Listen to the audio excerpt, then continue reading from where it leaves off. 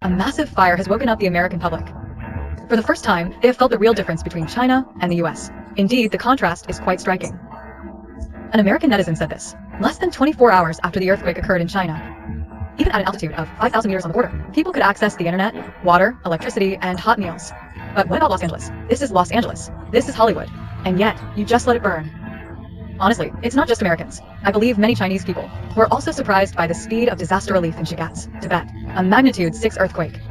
At an altitude of 4,300 meters, close to Mount Everest, with extremely harsh conditions, night temperatures dropping below 20 degrees Celsius, winds reaching 8 to 10 levels. Under these conditions, guess how long our rescue took?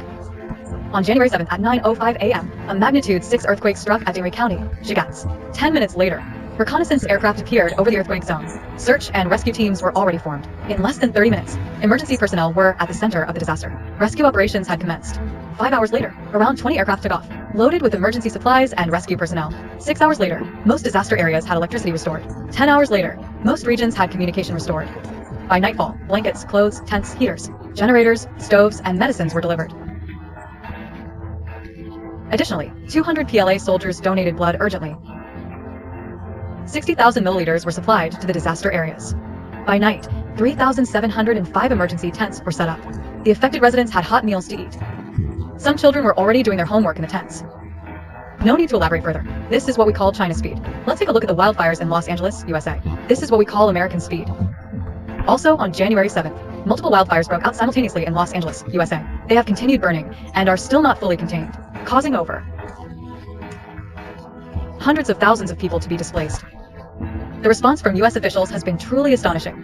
Rescue efforts are even prioritized based on wealth. Rich and influential neighborhoods receive priority rescue. Meanwhile, ordinary and poor communities wait long periods for assistance.